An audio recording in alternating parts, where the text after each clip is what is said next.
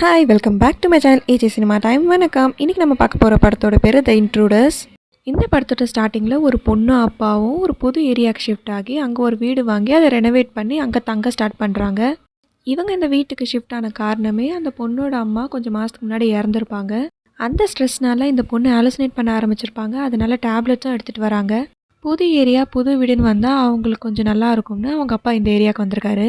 இந்த வீட்டுக்கு வந்த நைட்டே அவங்களுக்கு நிறைய வித்தியாசமாக சத்தம் கேட்குது, ஒரு பொண்ணு கத்துற மாதிரிலாம். அதை பற்றி இந்த பொண்ணு அவங்க அப்பா கிட்ட சொன்னால் அவங்க ஸ்ட்ரெஸ்னால தான் இப்படி நடக்குது, டேப்லெட்ஸை ஒழுங்காக போட சொல்கிறாரு. அவங்க அப்பா வேலைக்கு போன அப்புறம் அவங்க அண்டர் கிரவுண்டில் போய் பார்க்குறப்போ அங்கே ஒரு பையன் இருக்கான். அதை பார்த்துட்டு பதறி அடிச்சுட்டு அவங்க அப்பா ஆஃபீஸில் போயிட்டு சொல்லுவாங்க. அப்போ அவங்க அப்பா இவங்க தான் ஹாலுசினேட் பண்ணுறாங்கன்னு நினச்சி அதை பெருசாக எடுத்துக்க மாட்டார்.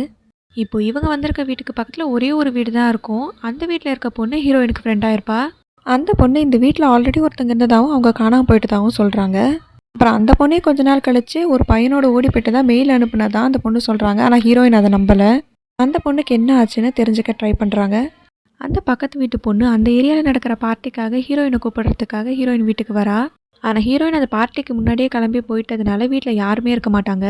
ஆனால் உள்ளே போன பொண்ணு திரும்பியே வரமாட்டா. அடுத்த நாள் அவளை காணும்.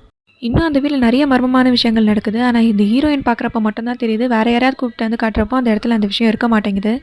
இதுக்கப்புறம் அந்த வீட்டில் நல்லா நடக்க போகுது. அந்த காணாமல் போன பொண்ணு எங்கே போனா அப்படிங்கிறத படத்தை பார்த்து தெரிஞ்சுக்கோங்க. இந்த படம் நெட்ஃப்ளிக்ஸில் இருக்குது.